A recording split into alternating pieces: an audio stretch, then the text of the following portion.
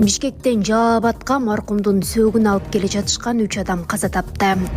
Бишкек-Ош унаа жолунда Toyota үлгүсүндөгү унаа кырсыкка кабылып 3 адам акка моюнсунду. Жол транспорт кырсыгы бүгүн 21 февралга караган түнү унаа жолдун чычкан капчыгайындагы тилкесинде болгон. Айдоочу көп жылдан бери Бишкек-Жалал Абад багыты боюнча такси кызматын көрсөтүп келген. Ал Сузактын Актоок айылынын 51 жаштагы тургуну болчу.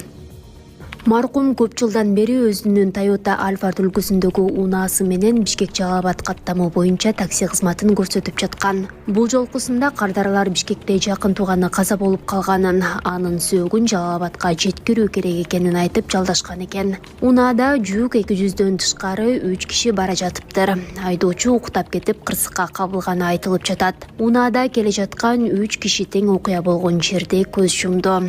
Эртең маркум айдоочуну акыркы сапарга узатабыз, анын артында 2 баласы калды, дейт жергиликтүү тургундардын бири.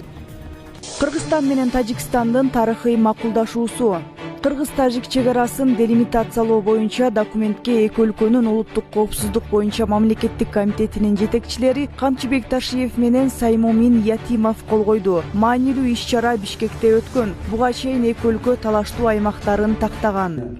Для нас, для жителей двух стран, для граждан двух стран, Кыргызстана и Таджикистана, особенный день, исторический день. Мы сегодня подписали протокол, окончательный протокол о делимитации границы между нашими странами, Кыргызстаном и Таджикистаном. Как выше отметил уважаемый Сагин Сатарович, о том, что нами были подготовлены несколько документов для подписания дальнейших. Для руководителей это первый договор о государственной границе между Кыргызстаном и Таджикистаном. Второй это соглашение между нашими правительствами по объектам энергообъектам и энергоресурсам, то есть объектам водных ресурсов. Это третье соглашение, это соглашение о использовании дорог, перекрестных дорог и строительство новых дорог. Таким образом, мы сегодня окончательно завершили согласование. И сегодня наша комиссия, Государственная комиссия по делимитации и демаркации официально объявляет тем, что мы полностью по всей протяженности наших границ согласовали.